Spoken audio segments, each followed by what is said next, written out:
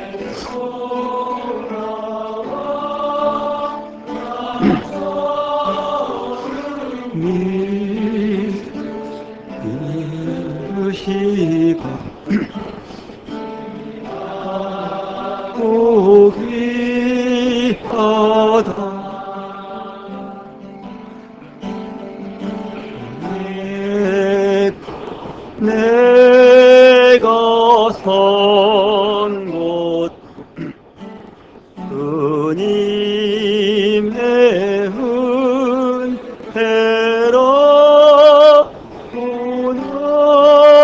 오늘을 청청 본향에 인도해 주시리.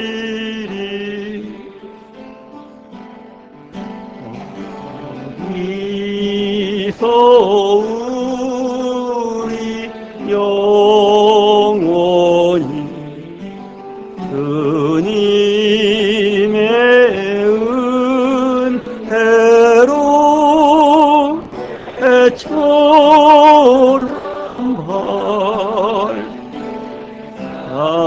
살면서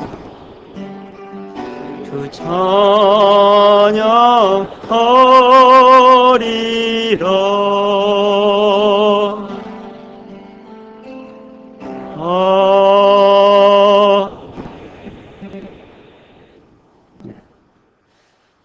네, 하나님 말씀 누가복음 19장에 보시겠습니다.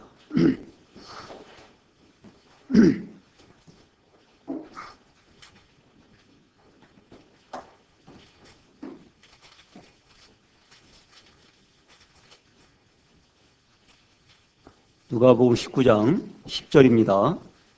다 같이 읽어보겠습니다. 시작. 잃어버린 자를 찾아 구원하려 함이니라. 다시 읽어볼까요? 인자가 온 것은 잃어버린 자를 찾아 구원하려 함이니라. 하나님은 누구를 찾으십니까? 네, 잃어버린 자를 찾으십니다. 왜 잃어버린 자를 찾으실까요?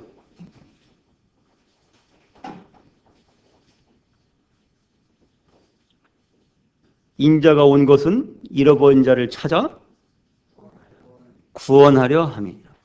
왜 잃어버린 자를 찾으실까요? 구원하려고요. 예, 예. 하나님을 떠나서, 하나님의 생명으로부터 떠나서 죄 가운데 이뤄져 있는 그런 영혼들은 죄인으로 이렇게 불립니다. 그 죄인을 찾아서 구원하기 위해서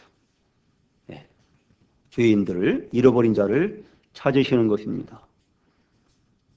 여기서 구원의 의미는 죄로부터의 구원입니다. 죄와 사망으로부터의 구원입니다. 인간의 근본적인 죄는 마음에 자기를 지으신 하나님을 두기를 싫어하는 것입니다. 즉 자기 인생의 주인을 자기 자신으로 하는 거죠. 내 인생은 내 거다. 내 마음이다. 내 뜻대로 하겠다. 이것이 인간이 가진 근본적인 죄인 것입니다. 그래서 구원의 의미는 그 주인을 바꾸는 것이기도 합니다.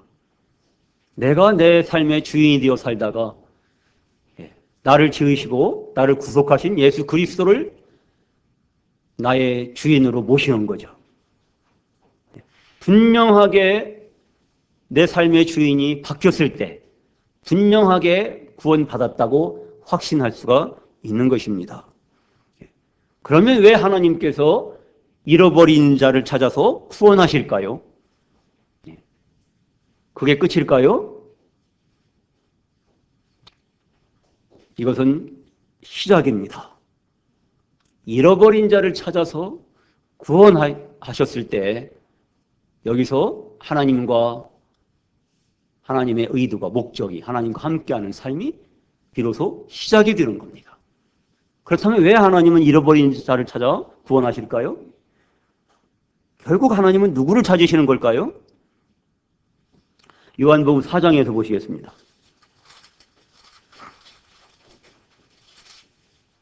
요한복음 4장 23절입니다. 같이 읽으실까요? 시작.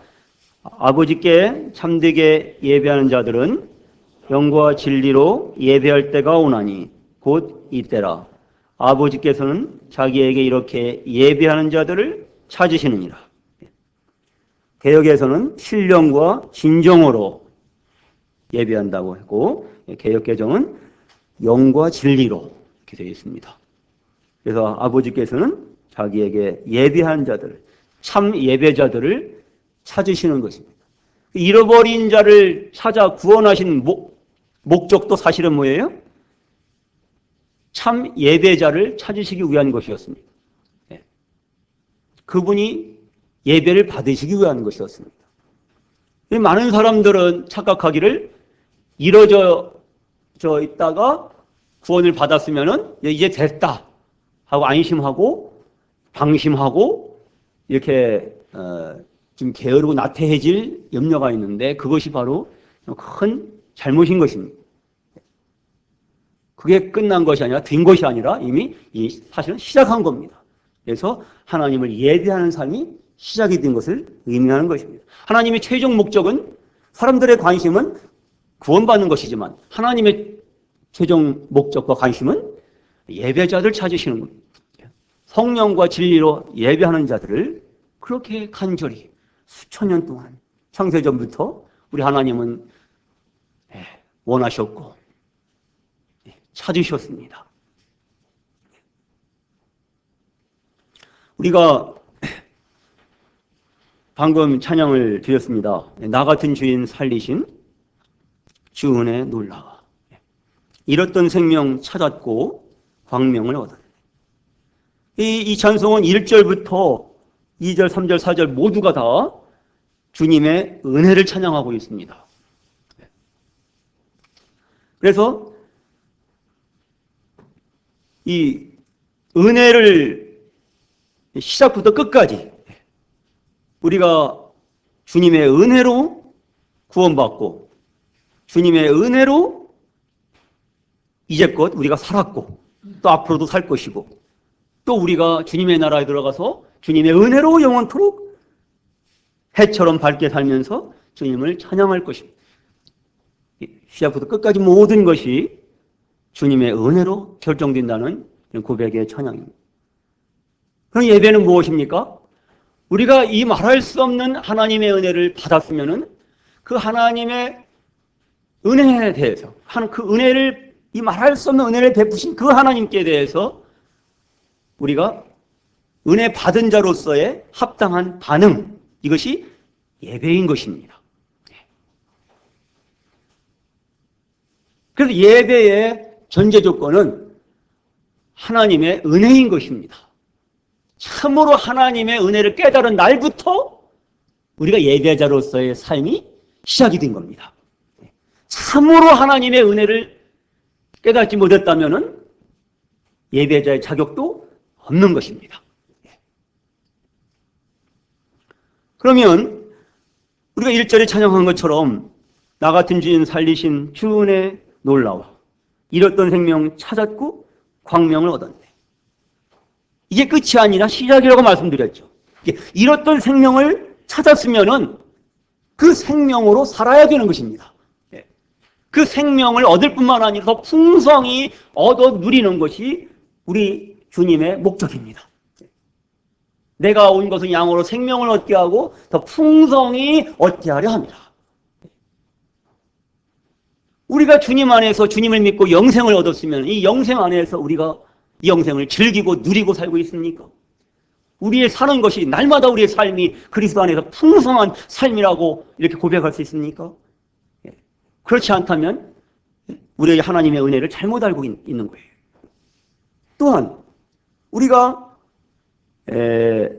잃었던 생명 찾았고 그 다음 뭐예요? 광명을 얻었네. 이 원 가사에 보면은 내가 전에는 소경이었다가 이제는 봅니다. 이렇게 되어 있어요. 소경이었다가 영적인 소경이었다가 멀쩡히 눈이 있었지만은 하나님을 보지 못하고 귀가 있었지만 하나님 말씀을 알아듣지 못하고 그렇게 내가 보는 대로 내가 들리는 대로 내 생각대로 그렇게 내가 중심이 되어서 내가 주인이 되어서 죄 가운데 살던 이런 죄인이 눈이 떠졌다는 얘기는 영적인 눈이 떠졌다는 얘기는 하나님을 보게 됐다는 뜻인데 그 얘기는 예수 그리스도께서 내 삶의 주인이 되시고 그분이 내 삶과 죽음의 모든 것이 되셨다는 것을 의미하는 겁니다. 하나님은 빛이십니다. 우리가 눈이 떠졌으면 어떻게 됩니까? 눈이 떠져서 이 광명을 얻었으면 이 빛을 얻었으면 우리는 빛 가운데 살아가야 되는 것입니다. 이 빛을 받아서 빛의 자녀가 되었으면 빛의 아버지와 함께 빛 가운데 살아가는 것이 우리 삶이 되어야 되는 것입니다. 이렇게 빛 가운데에서 사는 삶을만 우리가 하나님께 합당한 예배가 되는 것입니다. 만약에 우리 가운데 어두움이 있다면, 우리 마음에, 내 마음에 어두움이 있다면은 하나님보다 더 사랑하는 것들, 죄, 형제를 미워하고 형제를 용납하지 않고 이런 죄가 바로 어두움인데 그 어두움이 내 마음에 있다면 우리는 아무리 주일 성수하고 떡과리에 참여하면서 예배에 빠지지 않고 참석해도 참 예배를 드리는 것이 아닌 것입니다. 빛의 하나님께서는 결코 어둠의 예배를 받으실 수가 없으십니다. 이 예배는 빛의 자녀들이 빛의 아버지께 올려드리는 빛의 향연인 것입니다. 그래서 우리 마음이 책망할 것이 없이 온전히 빛 가운데 나타날 때에만 우리가 신령과 진정으로 영과 진리로 빛의 아버지를 예배 드릴 수가 있는 것입니다. 질문 드리겠습니다. 믿는 자에게는 죄가 있을까요? 없을까요? 믿는 자에게는 죄가 있을까요? 없을까요? 죄에서 구원받았다고 받은 자가 믿는 자인데, 죄에서 구원받은 자가 믿는 자인데, 믿는 자에게는 죄가 있을까요? 없을까요? 있다 손들어보세요. 믿는 자에게 죄가 있다. 다음, 믿는 자에게는 죄가 없다. 이 어느 쪽이 반반 되는데 어떡할까요? 다수결로 할 수도 없고. 그래서 양 진영의 의견을 다 존중해 드리겠습니다. 단도직입적으로 말씀드리면은 믿는 자에게는 죄가 없습니다. 말씀에 분명하게 기록되어 있지 않습니까? 히브리서 9장 12절. 예? 용서 송아지 피로 아니하고 자기 피로 영원한 속죄를 이루셨어요. 영원한 속죄를 이루셨는데도 죄가 있습니까? 예? 그 이상한 거 아닙니까? 죄가 있다는 게? 예. 그래서 말씀을 그대로 믿으셔야 됩니다. 있습니까? 없습니까? 다시 말씀드릴게요. 염소와 송아지의 피로 아니하고 오직 자기 피로 영원한 속죄를 이루셨어, 안 이루셨어요? 다 이루셨어요? 덜 이루셨어요? 다 이루셨는데 죄가 있습니까? 없죠. 없어야 정상이죠. 네. 아시겠습니까? 그걸 믿으셔야 됩니다. 100% 확신 가운데 믿으셔야 돼요. 죄가 없습니다. 죄가 없다고 할 때 그 죄는 뭡니까? 네? 지옥 갈 죄를 말하는 거예요. 네? 믿는 자에게는 결코 지옥 형벌에 해당되는 죄가 없습니다. 100% 과거, 현재, 미래의 모든 죄가 태어나 죽을 때까지 모든 세상에 속한 죄가 십자가에 다 걸려 있습니다. 그래서 완벽하게, 완전하게, 남김없이 다 처리됐어요. 믿는 자는 그 죄로 인해서 지옥 갈까봐 두려워할 필요가 있다, 없다? 없습니다. 전혀 없습니다. 안심하셔도 됩니다. 그런데 그래도 살아보니까 그게 아니던데, 예? 아까 죄 있다고 하신 분들은 대체적으로 또 연륜이 있으신 분들이에요. 예? 경험상 살아보니까 죄 안 짓고 못 살겠다. 그렇죠? 저도 그렇습니다. 동의합니다. 죄가 있습니다. 예? 로마서 7장에서도 예? 바울이 탄식 가운데 사도 바울 형제님이 고백합니다. 내 속에 거하는 죄다. 내 속에 거하는 죄에 대해서 해명을 하고 있는 것입니다. 그가 구원받은 이제 오랜 세월이 됐을 때 뭐라고 고백했습니까? 내가 죄인 중에 괴수다. 예. 여러분, 저 문 앞에 믿어도 죄인인가? 라는 전도 책자 이쪽 책자. 예. 이 책자는 예. 율법 아래 신음하는 예. 이 죄를 용서받지 못하고 자기 행위로 죄 용서받으려고 구원받으려고 도전하는 이런 율법 아래에 있는 종교인들에게 너무나도 도전적인 예. 그냥 칼로 찌른 듯한 그런 도전적인 좋은 책자입니다. 예. 그러나 우리가 때로는 해명할 필요가 있습니다. 예. 믿어도 죄인인가? 결코 죄인이 아니죠. 예. 우리가 하나님의 은혜로 값없이 의롭다 하심을 받았기 때문에 하나님이 보실 때는 의인으로 나타나고 우리가 의인의 반열에 올라야만 하나님께 참된 예배가 이루어지는 겁니다. 하나님 죄인들의 예배를 받으실 수가 없습니다. 어둠 가운데서 예배를 받으실 수가 없어요. 하나님 거룩하시기 때문에. 그럼에도 불구하고 우리 안에는 여전히 육신이 있는 것입니다. 죄의 몸이 있는 것입니다. 예. 옛 성품이 있는 것입니다. 예. 그래서 믿는 자도 죄를 짓습니다. 근데 이 믿는 자는 이 지은 죄를 어떻게 됩니까? 그 죄 때문에 지옥 갈까봐 두려워할 필요는 없다고 하셨죠. 하지만 어떻게 됩니까? 많은 상실과 많은 상처를 가져옵니다. 예. 이 믿는 자의 죄는 이 믿지 않는 자의 죄는 지옥 형벌에 해당되는 죄지만 믿는 자의 죄는 자녀로서 하나님의 자녀가 됐기 때문에 자녀로서의 죄입니다. 그래서 여기에만 부모님들이 자녀들이 있지만은 자녀들이 죄를 질 때 잘못할 때 뭡니까? 어떻게 됩니까? 부모님이 자녀들을 죄를 질 때는 내 자식 아니다, 넌 남의 자식이다 쫓아내고 말 잘 들을 땐 내 자식이다 하고서 그냥 환영하고 예? 쫓아냈다 환영했다 쫓아냈다 환영했다 그럽니까? 내 자식 남의 자식 내 자식 남의 자식 그럴 리가 없잖아요. 한 번 부모님 자식으로 태어났으면은 미워도 고워도 내 자식인 거예요. 예? 그러나 잘못하면 어떻게 됩니까? 부모와 자식 간의 관계는 깨지지 않지만 그 관계는 깨지지 않지만은 그러나 교제가 깨지는 거예요. 예? 사귐이 깨지는 거예요. 예? 잘못하면 이렇게 말도 제대로 못하는 거예요. 예? 말도 이제 버벅거리고 예? 또 숨고 예? 이렇게 되는 거예요. 예? 그래서 그걸 자기가 이실직고 하고 고백하고 이제 잘못을 뉘우칠 때 그때 이제 다시금 용서를 받고 교제가 회복이 되고 원만하게 되면은 오히려 죄 안 진 그 전에보다 더 부모 자식 관계가 더 좋아질 수도 있어요. 그래서 이렇게 믿지 않는 자의 죄와 믿는 자의 죄가 다릅니다. 어떤 편의점이 있었는데 그 편의점 주인의 아들하고 종업원하고 둘이 이제 그 편의점을 경영하게 됐는데 이 둘이서 속닥속 짜갖고서는 그 돈을 갖다가 해먹었어요. 그것이 이제 발각이 됐어요. 종업원은 어떻게 됐을까요? 한 칼이 잘렸죠. 뭐 쫓겨났죠. 아들은 어떻게 됐을까요? 안 잘렸을까요? 안 잘렸죠. 예. 아들은 부모님 아버지한테 혼쭐이 났죠. 야단을 맞았지만 내 자식 아니다 하고 쫓겨나지는 않았죠. 근데 이 아들이 이렇게 참 잘못을 뉘우치고 이렇게 이제 그런 짓을 안 하고 아버지의 그 마음과 사랑을 알았기 때문에 정직하게 이제 경영을 하게 됐다. 이런 얘기. 그렇게 다른 겁니다. 그 편의점을 그 아들이 물려받는 겁니다. 그죠? 상속을 받는 거예요. 잘못했어도. 예? 어쨌건 이렇게 다릅니다. 그래서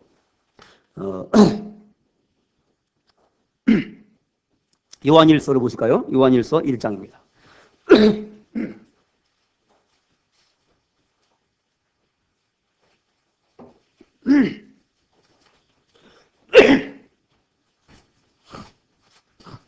요한일서 1장입니다.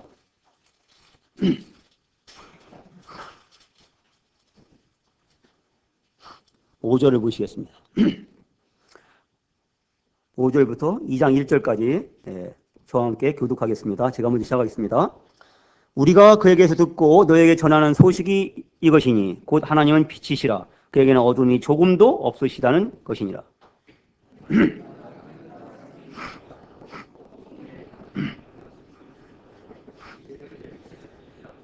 그가 빛 가운데 계신 것 같이 우리도 빛 가운데 행하면 우리가 서로 사귐이 있고 그 아들 예수의 피가 우리를 모든 죄에서 깨끗하게 하실 것이요.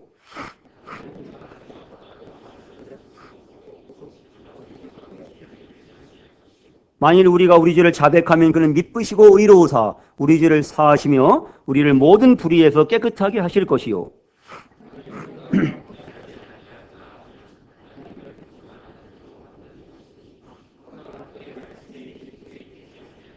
다 같이 나의 자녀들아 내가 이것을 너에게 쓰면 너희로 죄를 범하지 않게 하려 함이라.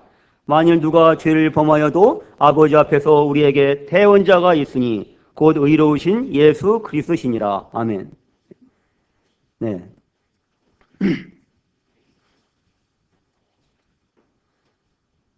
그래서 하나님의 은혜로 우리가 죄사함 받은 다음에는 우리가 하나님은 빛이시기 때문에 그 하나님의 성령을 거룩하신 성령을 우리가 모시고 사는데 우리는 그 거룩하신 성령이 내 안에 계시기 때문에 우리는 새로운 본성을 받는 거죠.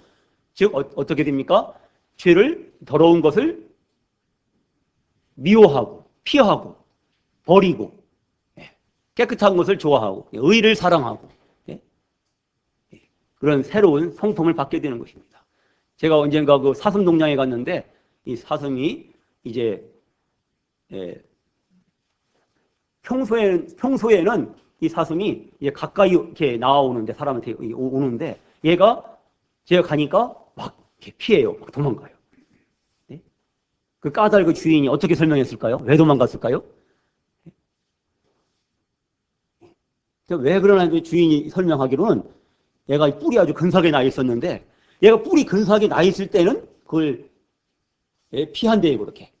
이 뿔이 더럽혀질까봐.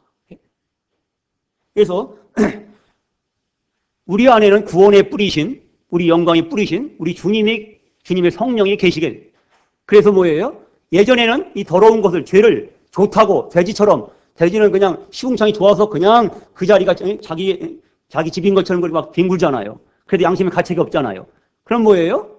그러나 이제 우리가 이 주님의 피로 이 죄를 씻음받고 새 사람이 됐으면은 우리 새로운 본성이 생긴 거예요. 양의 본성이 생긴 거죠.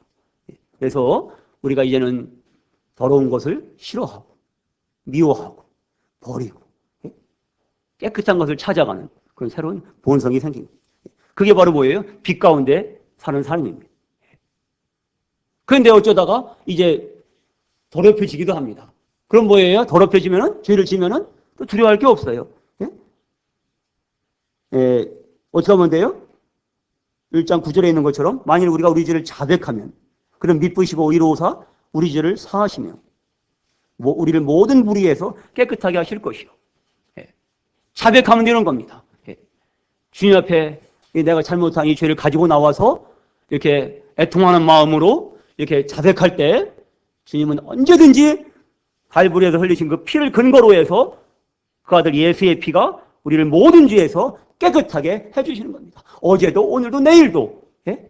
수십 번 수백 번 수천 번이라 하더라도 예? 주님은 우리를 쉼없이 예? 갈보리에서 흘리신 그분의 피로 예? 그 피는 하나님의 피이기 때문에 예?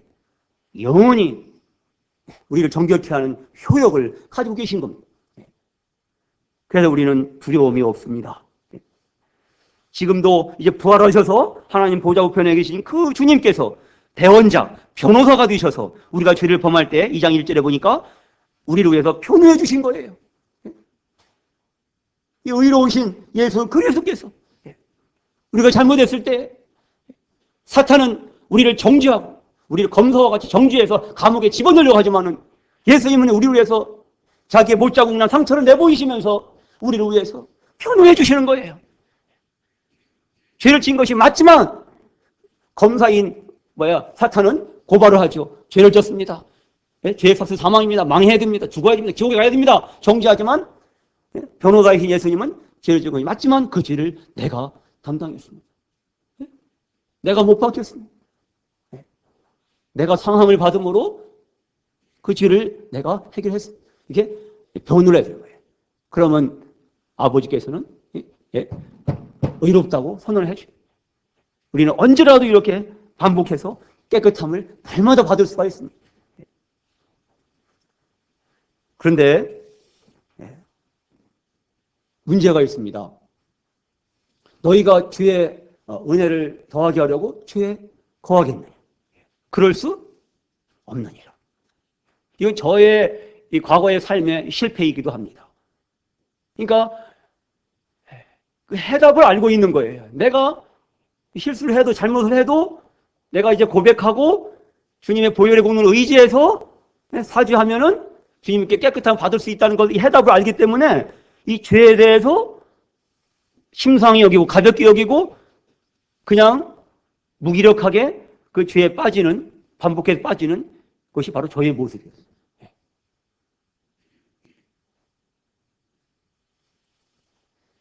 그래서 그건 아니죠. 그건 하나님의 은혜를 욕되게 하는 거예요. 제가 이것을 깨닫고는 저의 모습을 보고서는 주님 앞에 정말 애통한 마음으로 회개를 했어요. 눈물을 흘리면서 통곡을 하면서 회개를 했어요. 주님이 받으신 그 상처. 내가 값없이 하나님의 은혜를 의롭다 하심 받았지만은 나는 값없이 받았지만은 또 하나의 소책자 있죠. 천국은 공짜다. 천국은 공짜다. 공짜가 맞습니까? 틀립니까? 예? 천국이 공짜입니까? 맞다 손 들어보세요. 공짜 맞다. 공짜 아니다. 너 이거.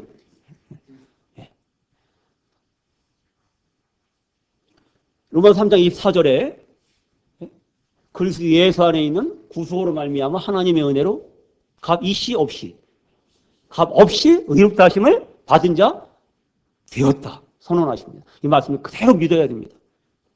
그러니까 공짜 맞습니다. 값 없이예요.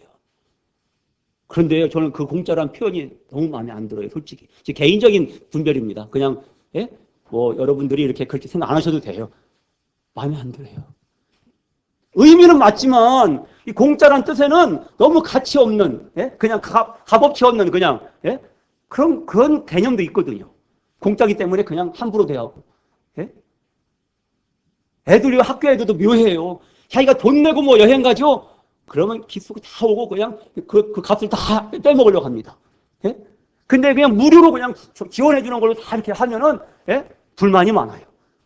그리고 뭐 방과후 이런 것도 다 무료로, 시골 애들 다 무료로 하는데 그 공짜로 하기 때문에 애들은 뭐예요? 그냥 빠지면 그만이야. 야, 너 방과후 안 가? 예, 안 가요. 야, 돈이 아깝잖아. 공짜예요. 아까운 거 없어요. 성의도 없고 충성도 안 하고 그래도 그런 개념이 왠지 이게 풍겨나기 때문에 싫어요. 그 천국에 들어가니 공짜가 되기 위해서, 값없이 이루어지기 위해서 얼마나 큰 값이 거기에 지불됐는지를 우리가 똑바로 눈 크게 뜨고 바라봐야 되는 거예요. 예? 저는 지난 연말에 몸살에 걸렸을 때 그 가장 큰 고통을 당하면서 주님을 생각했어요. 주님의 고난을. 시편 22편을 막 묵상했어요. 예? 내 모든 뼈가 어그러졌나이다. 예? 그분의 육중한 몸이, 예? 이 모서에 박혀서 십자가에 달렸을 때 그분은 온몸의 뼈가 어그러진 거예요. 제가 아무리 고통스러웠지만 뼈가 어그러지는 고통은 아니었잖아요. 예? 이렇게 내가 감당할 수 없는데 주님은 얼마나 그 감당하기 힘든 고통을 당하셨을까? 예? 내가 내 모든 뼈를 셀 수 있나이다. 내 혀가 이틀에 붙었나이다. 예? 우리가 그저 예수님을 나의 주님, 나의 하나님을 믿음으로 말미암아 내가 죄사함 받고 구원받고 거듭나고 영생을 얻고 하나님 나라에 공짜로 거저 들어가게 하기 위해서, 예? 값없이 우리가 들어가게 하기 위해서 얼마나 큰 값이, 상상할 수도 없는 값이 거기에 지불됐는지를 우리가 바라봐야 되는 겁니다. 그리고 잘 해석을 해서 그 책을 우리가, 어쨌건 그 내용은 굉장히 신랄하고 좋아요. 율법 아래에 있는 죄인들에게 딱 좋습니다. 사용하세요. 저도 사용할 겁니다. 그러나 누군가 이 일을 제기하면은 해명을 해야 되는 것입니다.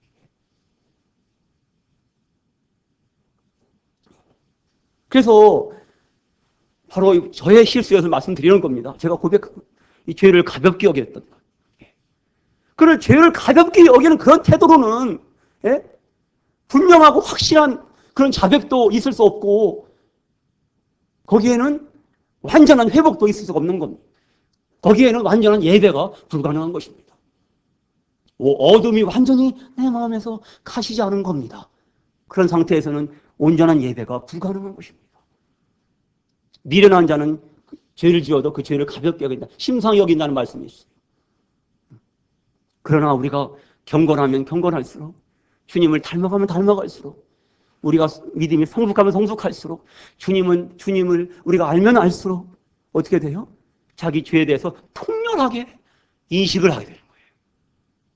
거기서 사도 바울의 형제님의 고백이 나온 거예요. 내가 죄인 중에 괴수, 죄인 중에 첫째 자리에 있다. 이렇게 고백한 거예요. 근데 사람이, 제가 경험했지만 인지상정입니다. 누구나 사람은 자기 허물을 쉽게 인정하지 하는 수 없습니다. 남의 허물은 진짜 귀신같이 알아봐요. 네? 얼마나 귀신같이 알아보는지 틀림이 없어요. 남의 허물은 탁탁 집어내요, 그냥. 네? 남이 못한 거, 부족한 거, 네? 안 한 거, 네? 못된 거, 네? 실수한 거, 이건 오점은 기가 막히게 찾아내요. 그래서 비판해요, 판단하고. 근데 자기 허물을 보지 못해요. 자기 허물에 대해서는 관대하지 못해요. 남의 허물에 대해서는 아주 그냥 악착 같은데 자기 허물에 대해서 예민하지 못해요. 둔보해요. 자기 허물에 대해서 둔해요. 그래서 뭐예요? 내 생각, 내 의견, 내가 하고자 하는 것은 그냥 합리화시키고 정당화시키고, 예? 같은 사건인데도, 같은 사안인데도 또 남이 하면 뭐예요? 이렇게 안 되는, 예? 그 보이는, 이런 것들이 너무 이렇게 악한, 연약에 빠져있는 인간의 모습인 것입니다. 구원받는 사람도 마찬가지예요. 그 연약한 육신이 우리 안에 똑같이 있는 겁니다.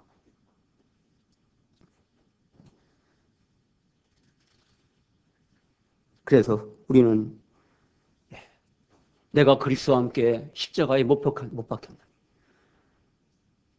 그렇게 나를 위해 살던 사람, 내 자아의 만족을 충족시키기 위해서 살던 그 죄인인 나는 예수님과 함께 십자가에 못 박혀 죽었다는 이 진리를 정말 우리는 실제화해야 되는 것입니다. 그것이 내 마음에 있어야 되고, 내 생각에 있어야 되고, 내 삶에 나타나야 되는 것입니다. 내가 그리스도와 함께 십자가에 못 박혔나니.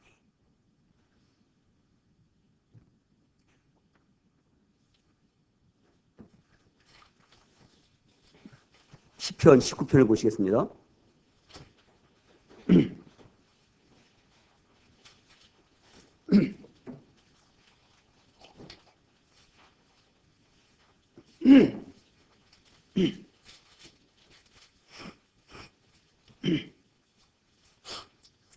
시편 19편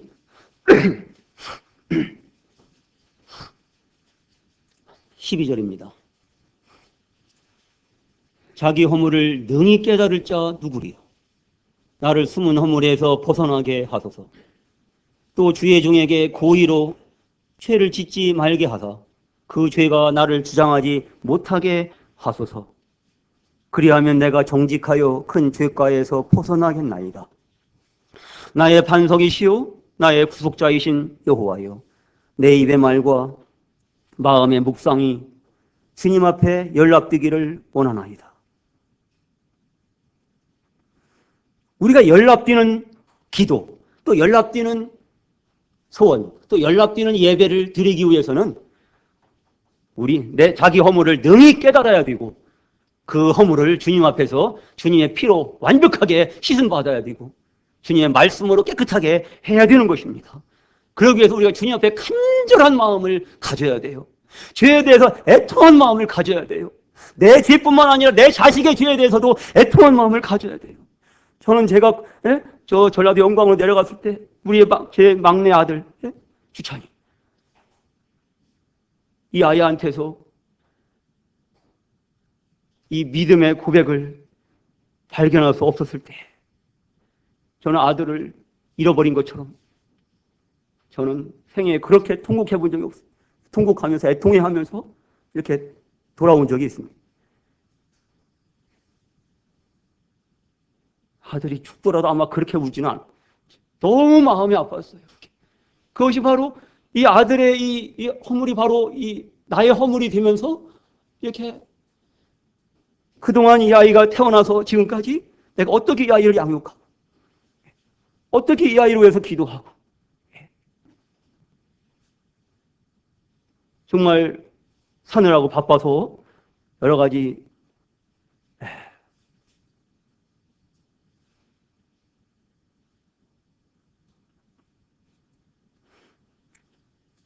이러한 일로 인해서 이제 이 믿음의 유산을 온전히 이렇게 물려주지 못하고 이런 모습을 볼 때 이 죄에 대해서 애통하는 마음이 정말 막 솟아올랐어.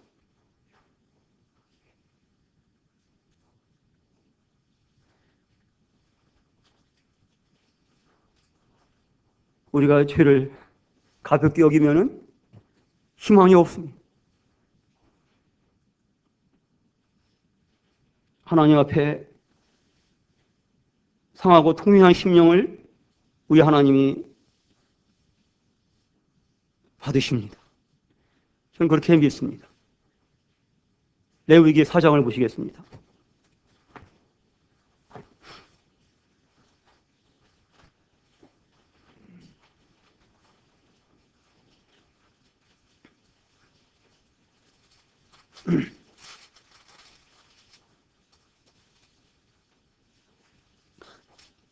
레위기 4장 13절 그 범한 죄를 깨달으면 회중은 스승화제를 속죄제로 드릴지니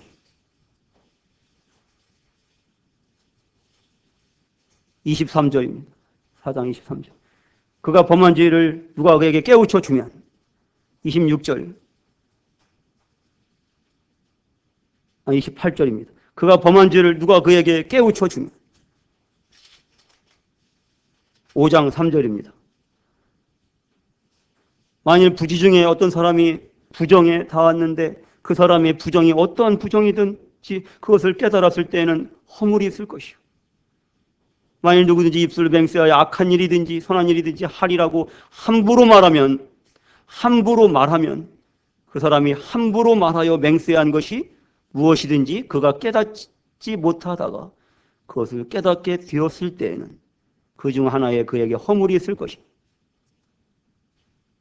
이 중 하나에 허물이 있을 때에는 아무 일에 잘못하였노라 자복하고 그 잘못으로 말미암아 여호와께 속죄제를 드리되 양떼의 암컷 어린 양이나 염소를 끌어다가 속죄제를 드릴 것이요 제사장은 그의 허물을 위하여 속죄할지니라.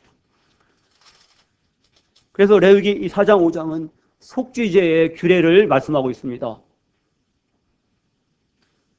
죄를 속함받는 이 제사가 속죄제입니다. 근데 이 속죄제의 희생을 통해서 죄를 용서받을 수 있는 조건이 한 가지 있어요. 뭘까요? 그 범한 죄를 깨달아야 되는 것입니다. 깨닫지 못하면 누가 이렇게 권고하고 책망하고 해서 깨닫도록 도와줘야 되는 거예요. 누가 범한 죄를 누가 그에게 깨우쳐 주면, 이 말씀도 있잖아요. 그래서 가장 큰 저주는 뭡니까? 죄를 깨닫지 못하는 거예요. 자기 허물을 모르는 거예요. 자기가 스스로 생각에 부유하다 그러고, 나는 부족한 것이 없다. 나는 모든 것을 볼 수 있다. 나는 모든 것을 가졌다. 이렇게 말은 하는데 실상은 네가 참 헐벗었고 네가 참 가련한 자다. 네가 아무것도 지금 보지 못하고 있구나. 라오디게아 교회에 주님이 말씀하시는 것처럼 그렇게 책망하실 수가 있는 거예요. 실상이 무엇일까요?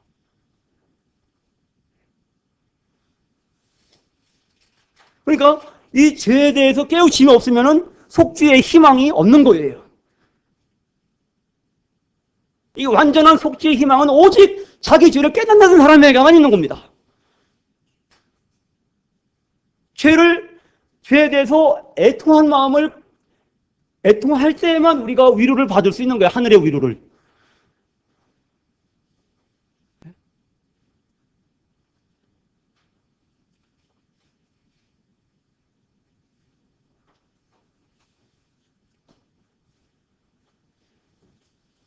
그래서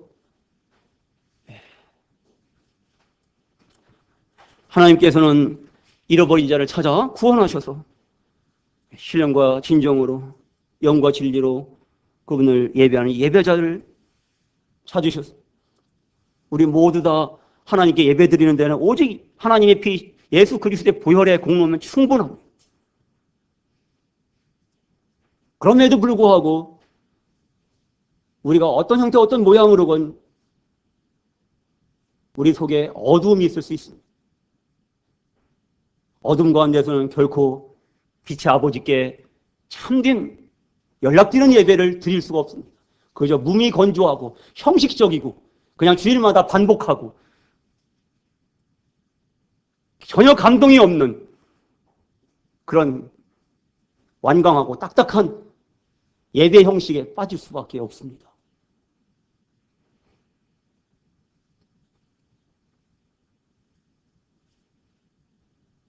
그래서 우리는 준비해야 됩니다. 우리의 심령이 우리 하나님께 예배 드릴 수 있도록 우리가 토요일 밤이나 주일 아침에는 좀 설거지 안 해도 되니까 설거지하다가 정신없이 그냥 와서 예배 드리면은 그냥 마음의 정리도 안 되고 예배 시작해서 찬송 많이 하고 예배 후반부에 가서나 좀 마음이 그냥 이렇게 경건하게 드는 것 같은 느낌이 들어요. 그게 아니라 우리가 처음부터 온전한 예배를 드리기 위해서는 미리 준비해야 됩니다. 우리 마음이 깨끗하게 함을 받아야 되는 거예요. 우리가 누굽니까? 우리가 부활하신 주님과 함께 하늘에 앉아있는 자가 아닙니까? 우리는 소속이 하늘 소속이 아닙니까? 이 땅 소속이 아니에요. 이 땅의 것들에 쳐다보면서 땅의 것들만 이렇게 땅만 바라보고 뭐 어디 돈 떨어진 거 없나? 서울역에 들어가는 거지처럼 땅만 보고 살면 안 되죠. 위의 것을 바라보고 우리의 시민권이 하늘에 있지 않습니까? 그래서 우리가 주님의 이 보배로운 피의 공로로 우리의 마음을 정결케 함을 받아 우리가 각각 물두멍에 주님의 말씀으로 우리의 손발을 씻어야 되는 것입니다. 그리고 정결한 마음으로 나와서 주님께 온 몸과 온 마음으로 예배 드릴 수 있으면 좋겠습니다. 이 신령과 진정으로, 또 영과 진리로인데, 이 영은 킹제임스 버전에서는 이제 in spirit, 작은 글씨 S예요. 그리고 NIV에서는 크게 대문자로 in the spirit, 크게 대문자로 S, spirit. 그래서 이 NIV는 내 영으로 이렇게 되고, 킹제임스는 그냥 NIV는 성령으로 이렇게 되어 있습니다. 영과 진리로 예배드릴 때 영은 성령을 말씀하는 것일까요? 내 영을 말씀하는 것일까요? 킹제임스가 오를까요? NIV가 오를까요?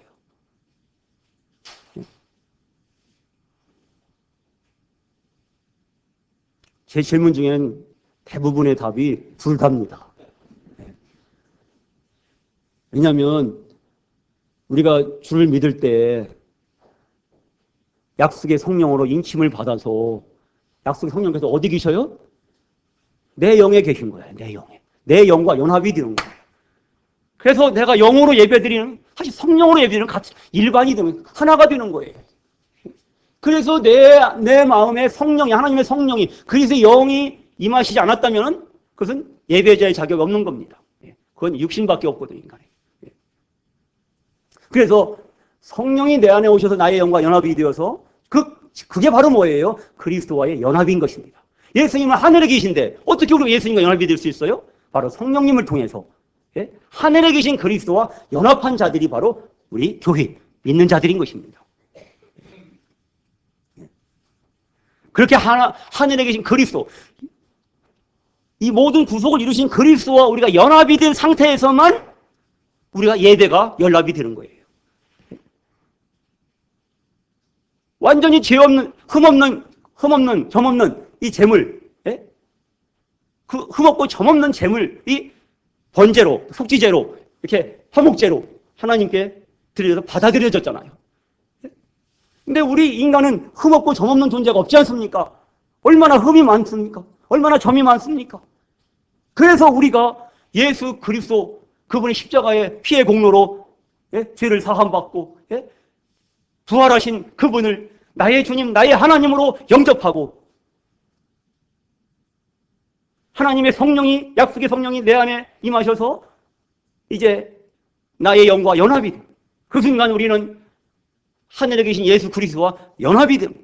예수 그리스도께서 하나님 아버지께 받아들여질 수 있는 유일한 분이거든요, 사실은. 그럼 우리가 뭐예요? 예수 그리스도는 나의 주님으로, 나의 하나님으로 믿는다는 뭐예요? 믿는다는 얘기는 동일시험이에요. 연합체가 되는 겁니다. 예수님이 하나님께 받아들여지기 때문에 예수님을 믿는 나도 받아들여지는 겁니다. 연합이 되는 거예요. 예수 그리스도와 연합이 되지 않은 예배는 예배가 아니에요. 연합되지 않습니다.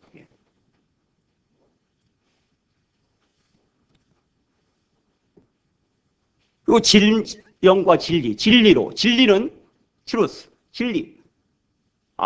바로 우리 주님이 진리시고 주님의 말씀, 아버지 말씀이 진리입니다. 그래서 우리가 내 생각, 어떤 인간의 지혜, 어떤 그런 경험, 그게 아니라 바로 진리의 성령께서 계시해 주신, 마음에 감동해 주시는 대로 진리의 말씀을 근거로 해서 드려지는 예배, 그것이 바로 진리로 예배를 드리는 것입니다.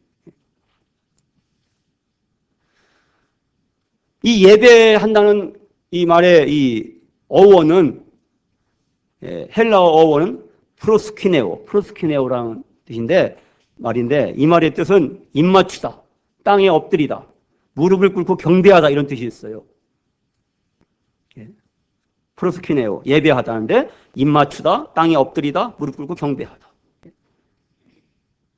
지난번에 창세기 17장 1절 4절 말씀드렸었죠. 하나님께서 저에게 주신 말씀, 성도님과 함께 나눴었는데요. 아브라함아, 넌 내 앞에서 행하여 완전하라. 그 전에 나는 전능한 하나님이다. 나는 전능한 하나님이라. 너는 내 앞에서 행하여 완전하라. 그때 아브라함이 어떻게 했다고요? 엎드렸습니다. 그게 예배입니다. 그 엎드리는 행위는 순종과 헌신을 의미하는 겁니다. 순종과 헌신과 예배를 의미하는 것입니다. 우리가 예수 그리스도를 나의 주님으로 믿은 후에 우리가 그분께 완전히 굴복이 돼서 내 탐욕스러운 내 자아가 꺾여지고 나의 주 되신 하나님께 굴복이 되고 그분 안에서, 그리스도 안에서 순종과 헌신 가운데 드려진, 하나님께 올려드려지는 것이 바로 참된 예배의 의미인 것입니다.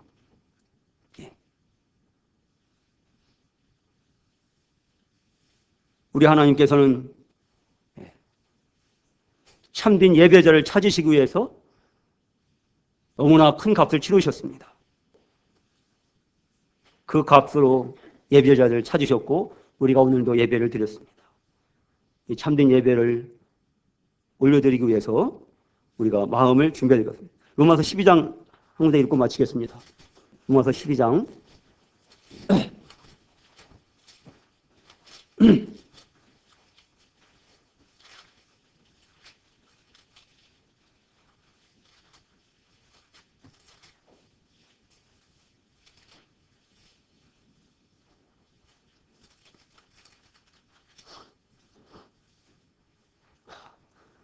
로마서 12장 1절 2절 다 같이 읽을까요? 시작. 그러므로 형제들아 내가 하나님의 모든 자비하심으로 너희를 권하노니 너희 몸을 하나님이 기뻐하시는 거룩한 산제사로 드리라. 이는 너희가 드릴 영적 예배니 너희가 이 시대를 본받지 말고 오직 마음을 새롭게 함으로 변화를 받아 하나님의 선하시고 기뻐하시고 온전하신 뜻이 무엇인지 분별하도록 하라. 우리가 주일 아침에 드리는 이 공적 예배만이 예배의 전부가 아닙니다. 이 성도들과 회중 가운데 함께 드리는 이 공적 예배가 우리의 예배의 중심입니다. 그러나 우리가 매일의 삶 속에서 자기 몸을 거룩하게 구별해서 하나님께 드리는 이 영적인 예배가 필요합니다. 이것을 하나님이 기뻐 받으시는 겁니다. 이 영적인 예배, 다르게 번역하면은 합당한, 합리적인, 이성적인 이런 뜻입니다. 우리가 합당한 예배, 영적인 예배를 이렇게 날마다 우리 삶 속에서 드려져야 되는 것입니다. 그러기 위해서는, 합당한 예배가 가능하기 위해서는 첫째, 이 세대를 본받지 말아야 되는 것입니다. 이 세대의 정신은 모든 것이 다 자기중심적입니다. 모든 계획과 꿈과 설계, 야망이 투자하는 것이 다 자기중심적, 자기의 탐욕을 채우기 위한 것입니다. 자기가 인정받기 위한 것입니다. 자기를 자랑하기 위한 것입니다. 그런 이 세대의 영을 우리가 본받지 말고 내가 예수 그리스도와 함께 십자가에 못 박았다는 사실을 깊이 우리가 자각해야 됩니다. 날마다. 나를 위해 살던, 내가 주인 되어 살던 그 죄인 최근창은 이미 예수님과 함께 십자가에 죽었다. 처형됐다. 이것을 날마다 매 순간 우리는 끌어내서 암송하고 선포해야 되는 것입니다. 나는 죽었다. 나를 예수님과 함께 날마다 우리 삶 속에서 죽음에 넘겨줘야 되는 것입니다. 그래서 우리는 날마다 새롭게 새 생명 가운데서 예수님의 부활 생명으로 살아가는 이런 역량을, 능력을 우리가 공급받았어. 그 힘으로 우리가 살맛나게 살아보는 것입니다. 이 세대를 우리가 분리될 때 우리는 예배를 드릴 수 있습니다. 그래서 우리 마음이 새롭게 될 때 변화를 받아서 하나님의 선하시고 기뻐하시고 온전하신 뜻을 분별한 가운데서 그 뜻 가운데 드려지는 순종, 그 뜻 가운데 드려지는 예배, 헌신, 그것이 진짜입니다. 그것이 영원히 계산되는 삶인 것입니다. 우리가 천천만만의 수양과 수양의 기름으로 제사를 예배를 드린다고 해도 그 모든 것들, 우리 육신으로 말미암은 이 카인의 제사에 속한 것들은 결코 하나님께 연락될 수가 없습니다. 오직 주 예수 그리스도만이 하나님께 연락되고 그분이 하신 일만이 하나님께 연락이 됩니다. 오직 우리 주 예수 그리스도만 바라봅시다. 기도드리고 마치겠습니다.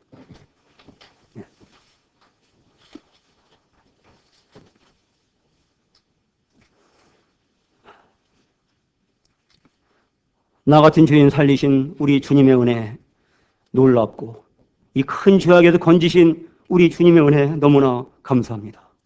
오 주님, 우리가 이 받은 은혜가 참으로 크오니 이 은혜에 합당한 삶을 살아있는 예배로, 영적 예배로, 합당한 예배로 우리 하나님께, 우리 주님께 올려드릴 수 있도록 주님 우리 삶을 주관하시고 주장하시고 우리를 죄에서 멀리 떨어지게 해주시고 이 죄를 미워하고 이 죄를